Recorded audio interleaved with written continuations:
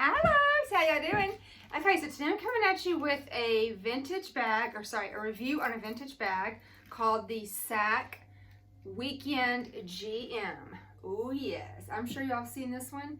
It also is available in the PM, although the PM is kind of misleading because it's not really a PM bag, it's more of like an MM size. It's my understanding that there are only two sizes, the medium and the large. This is the large. I had the medium not too long ago and it sold before I had a chance to do a review on it. I wish I had, in fact, I thought I had a review on it and I didn't. Anyway, I'll get it again and then I'll do it. But anyway, before I ship this bag out, I just wanted to do a quick review because she is a big mama and I know you would be interested to maybe take a look at this super vintage bag. Okay, so first let me give you the measurements. So at the bottom, it is 17 inches wide, okay, and it's got a structured base, so I just measured, obviously, just the base. That's 17 inches. At the widest point, and then also at the top, it's 22 inches, so it's a big mama. And then it is 15 inches tall, and then, wait, what did I have here? 8 inches deep. And I just measured the structured piece. It does have feet, as you can see. It has the, you know, that vintage leather here that's just that brown color. You've seen this on the vintage bags. I forgot what it's called, actually. I know it's not cross grain, but anyway, okay, you've seen this. So you don't have to worry about patina or any of that stuff with this one. Although even if it did have patina, it's such an old bag, it would be super dark. But anyway, you don't have to worry about that with this bag. Nothing's gonna change colors and whatnot. And then the handle drop is 6.5 inches, okay? Now, I will tell you that with the structured base, oh, and it has feet, which is a huge bonus. What I was gonna say is I will tell you that because of the structured base and the leather and the canvas, just empty, she got a little bit of weight to her, okay? She a little heavy. It does have the roll handles, okay, as you can see. And usually you're gonna find that all of the glazing has rubbed off, okay, which if you're any kind of a DIYer, you could totally fix that. There's not too much to it. You don't have to be a master DIYer. And also, one thing that's really common on these bags is the corners will be kind of peeled, you know, on some of this because actually it's just kind of a coating over the leather. And so usually you'll see some peeling. Now, let me just share with you really quick some paints that are very good for this vintage leather color, okay? So first you have the Angelus Paint. Oh, I got the wrong one. Sorry, it's the Angelus Paint in, sorry about that. Okay, so the Angelus Paint in the cognac color. Oop, hang on. I got this on Amazon. Anyway, and I heard about it through the Luxe Live community page, okay? Which, by the way, if you go to the description of this video, you will see that I do live sales every week, multiple live sales. Me and another gal, Carrie in Wisconsin, we do live sales every week in Luxe Live Sales. And then there's also the community group, which is a great community group / community to share information about what colors you use, how do you touch stuff up, what can you do, blah, blah, blah.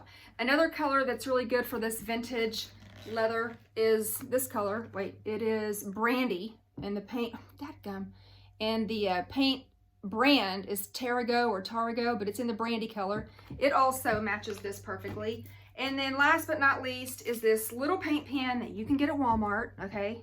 And it's just in the color brown. It's a paint pan, it was like $3. It also matches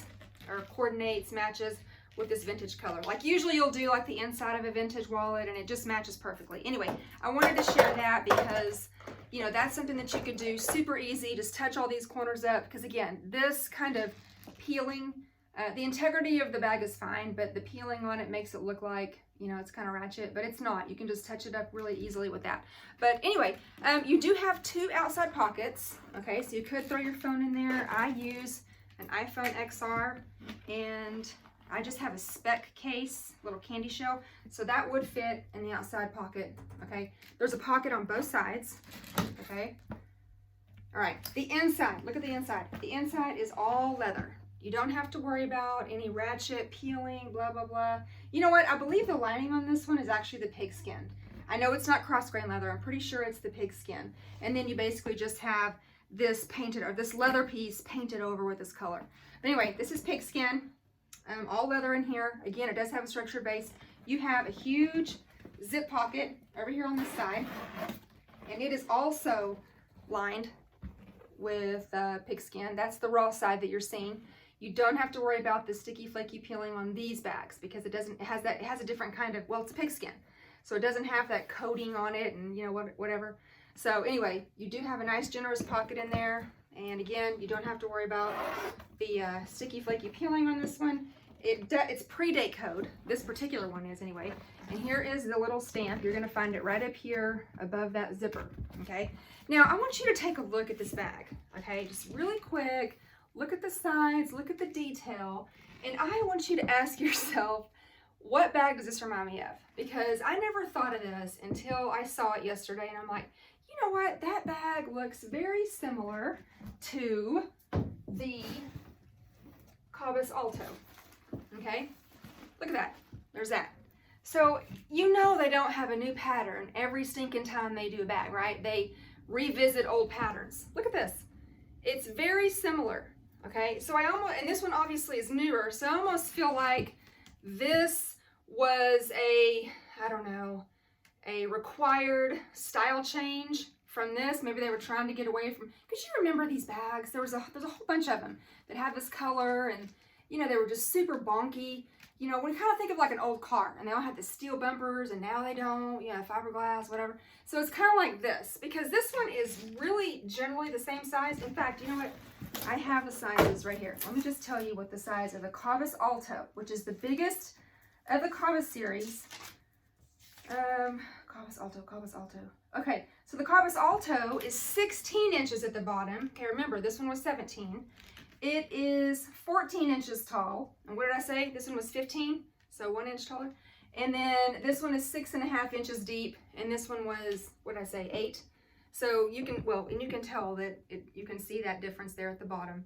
But I mean, as far as like the style, you know, it's very similar. Obviously, the Cabas Alto doesn't have any feet, and you know, the handles are different. It's got the straps, blah, blah, blah. But anyway, I would just say when you're talking about big mama bags, okay, you would put this one in the same class as the Alto and some of those others. I did do a bag video.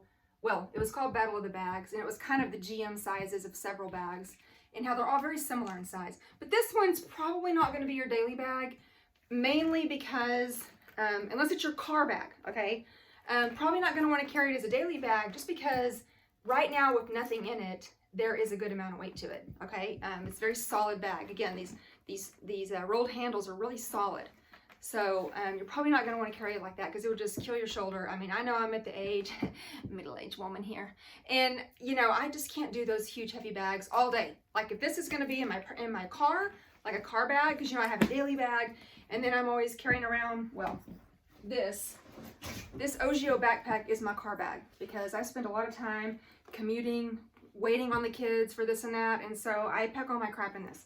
But that's basically what this would do. You got a huge car bag, tote bag, you know, I mean, catch-all. Take this bag, you know, with you when you go to all your kids' sports, or, you know, I don't know, maybe it's a commuter bag. Okay, this would be a fine commuter bag because you're obviously not carrying it forever. You're just maybe, you know, while you're on the train, or I don't know, whatever. But anyway, you can see that this is a big mama. It's going to fit a ton of stuff. It could even be a weekender bag. That's why it's called the Sack Weekend. Definitely, you know, could use it for that purpose. It doesn't have any kind of secure closure, like main closure. No zipper, no latch, no, you know, snap, nothing. No, what did I say? Yeah, latch, nothing. Okay, you just had no snaps. I already said that too. Anyway, you get me. But again, this side zipper pocket is big enough to fit, you know, 2 full-size wallets. So you still would have security. And this is another bag you do bag in your bags. But again, I'm just warning you, the bag does have a good amount of weight to it right now. And then, you know, the rolled handles aren't exactly the most comfortable on your shoulder after a period of time. I'm just saying, you know, but definitely you can access it from your shoulder. You know, and it does kind of gape open pretty big because, I mean, it is 8 inches deep. So you got a lot of canvas coming out here, you know. But again, I'm just thinking like your errand bag, I keep saying car bag, your mom bag. Although again, I mean, if you're messing with all your kids, this is probably not a bag you're going to want to jack with because you're going to want a crossbody, maybe. I don't know. whatever, you do you. I'm just thinking back to when I was doing that, and this bag would drove me nuts trying to deal with my kids and like deal with this. And until they got, well, like, you know, now when they have all their stuff, it's just, I don't know, it's just different seasons, I guess. But anyway, again, this is the vintage Sac Weekend GM. And I wish I had kept the, or done the done a review on the PM, which again, it's not really a PM, it's really an MM. But yeah, anyway, okay, so again, thank you for watching. Please hit the little subscribe button. Everybody always points down, so yeah, hit that. Subscribe, that way you'll be notified every time I post a video. And then also, like I said, if you'll go back to the description of this video, you will see all the links to my personal groups and blah, blah, blah, and my texting group.